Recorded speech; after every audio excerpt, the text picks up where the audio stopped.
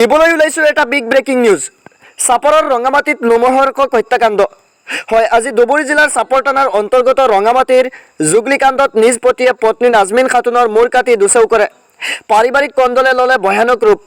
উল্লেখযোগ্য যে আজি আবেলি ঠিক 5:30 পাছান পত্নী শহীদুৰ ৰহমান পিতা জমৰুদ্দিন এখন চোকা দাৰে ডিঙি কাটি দুচেও কৰি ঘৰৰ পৰা পলায়ন কৰে। হয়, আপুনি ঠিকেই শুনিছে, চাপৰ ৰঙামাটি জুগলিকাণ্ডত সংঘটিত হৈছে এই ভয়ানক ঘটনা।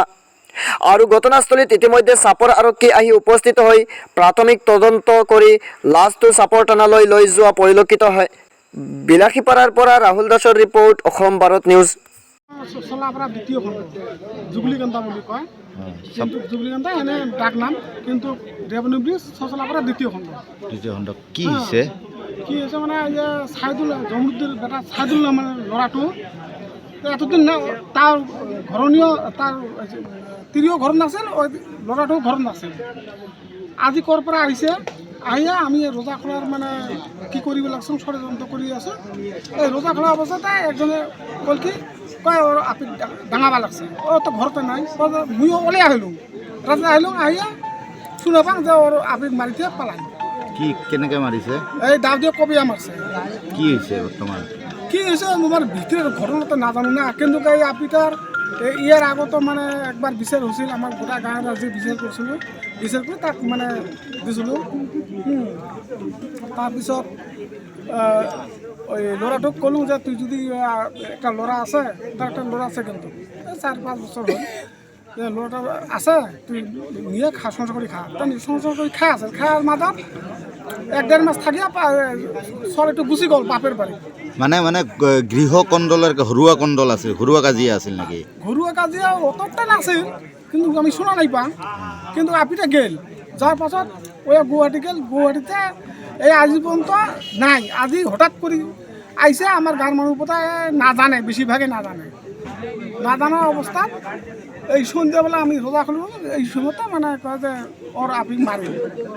আসি দেখোন হয় মাৰিল। কেনেকৈ মাৰিছে? কেনেকৈ মারছে মানে দাখনে ওতে আমি বিচারলো কি দিয়ে মারছে, দাঁত দিয়ে কবে মারছে, গলাটো গোলাত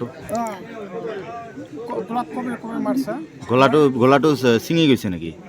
গোলাটো মোক তো ভালোভাবে দেখো না, কিন্তু ছিঙি জানি বোধহয় দাৱৰে কোবাই মাৰিছে। দাওৰে কবে মাৰছে, দাওখান মানে নতুন দাও।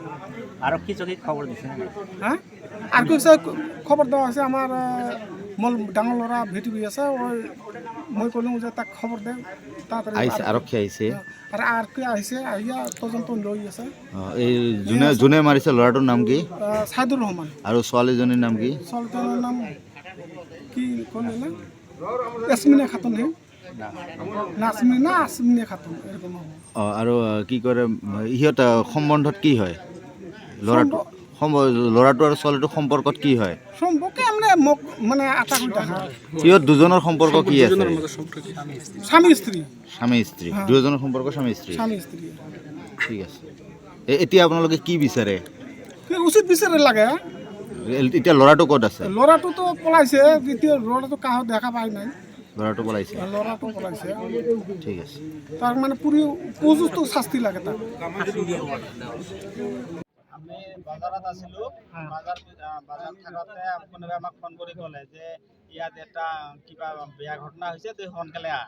সোনকালে আহি চালোঁ, ইয়াৰ ঘৈণীয়েকক কাটি দি পলাই গৈছে। কোনে কাটিছে? ইয়াৰ হাজবেণ্ডে কাটিছে। হাজবেণ্ডজনৰ নাম কি? চাইদুল ৰহমান।